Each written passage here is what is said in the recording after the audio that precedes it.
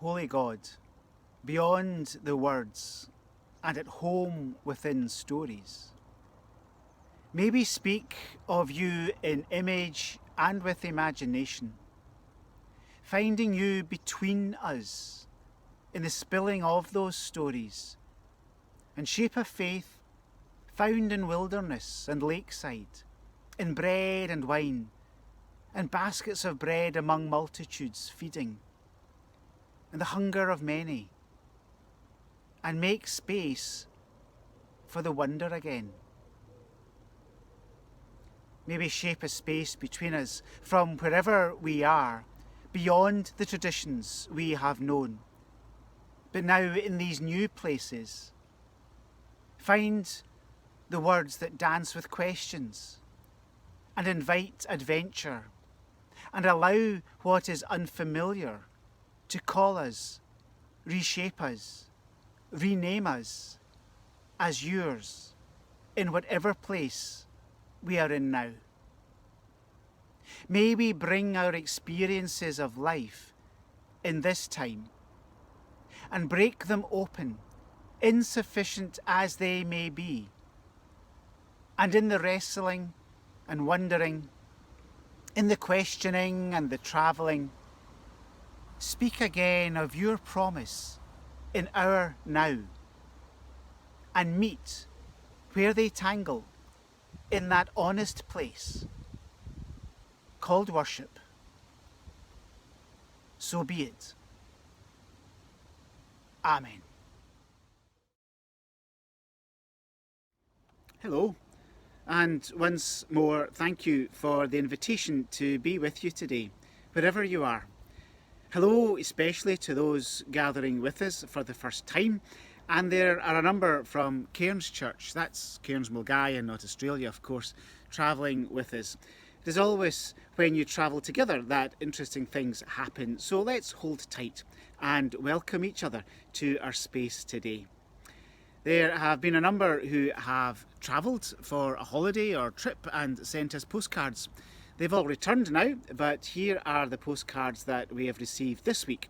One is from Jill, camping out in the back rather than the out back. Jill, I hope you've had a good time there.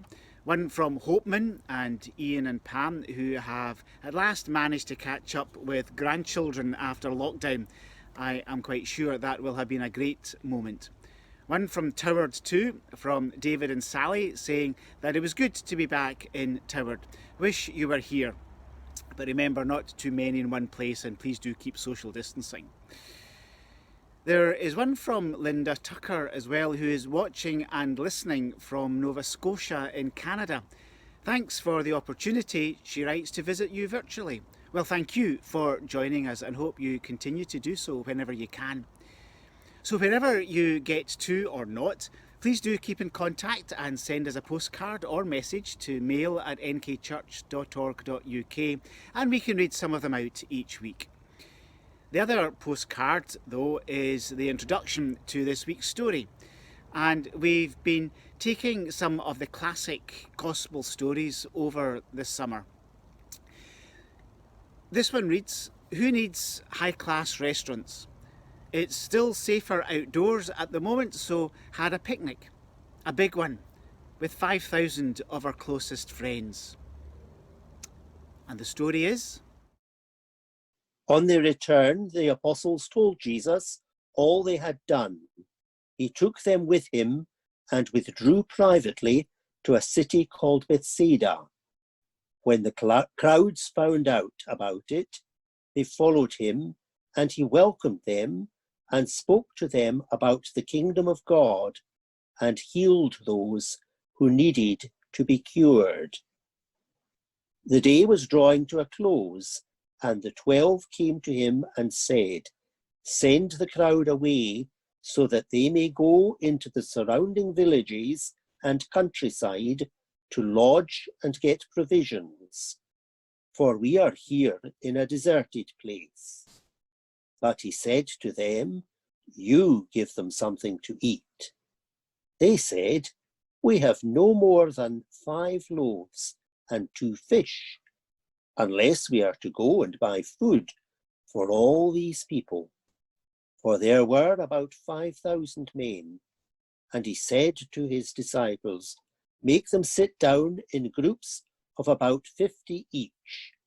They did so, and made them all sit down. And taking the 5 loaves and the 2 fish, he looked up to heaven, and blessed and broke them, and gave them to the disciples to set before the crowd. And all ate and were filled. What was left over was gathered up, 12 baskets of broken pieces. It is such a well-known story. Along with the Good Samaritan that we read last week, we've probably got the last 2 stories that are still vaguely familiar across society. It doesn't feel much, but actually, love God and neighbour and finding enough in what seems least is probably sufficient. The very theme of the feeding of the 5,000. Like all faith stories, there is more to it than the superficial. And that's important to say with the feeding of the 5,000, because stories of unrepeatable miracles and wonder are a tease at best to poverty and hardship, which far more are going to face after COVID-19. And we have to name that here. So let's let the story grow up a bit from the school assembly favourite that we have. Having listened to the version just read, does it sound like another story? Because it should. A place of wilderness, a crowd in groups of 50, 12 baskets left over. It's the Israelites in the desert. That's how they organised themselves, in groups of 50, 12 clans.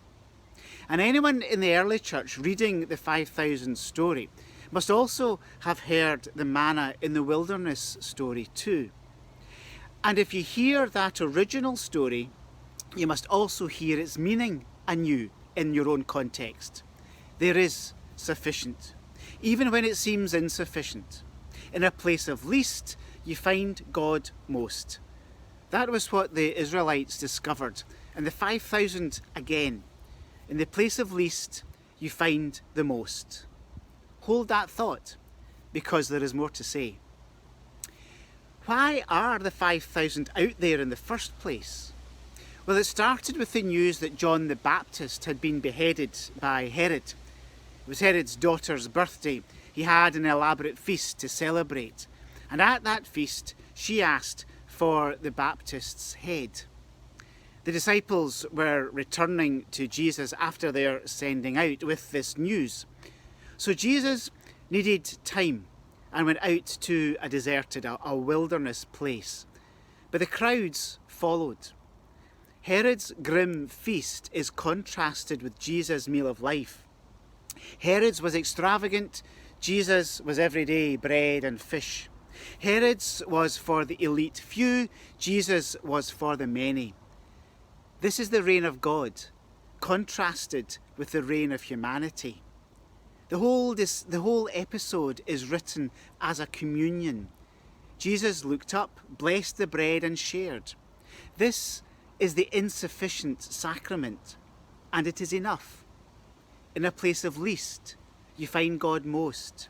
In a place of most, like Herod's feast, you find God least. This is how the reign of God will look. Hold that thought, because there's more to say. The crowds have followed Jesus. Jesus has taught and he has healed. There are 5,000 men to which you can add the women and children. Okay, so that is more than all the surrounding towns put together. And the disciples, who have had a closer ear to Jesus than the rest, well, they still think in the old ways. They say, we need to send them to the shops to get something to eat. The words used in the text mean something like hang out at the marketplace to do business there. The disciples can't help themselves. They are still thinking in the old paradigm, the old business as usual. Jesus turns that round. You do it.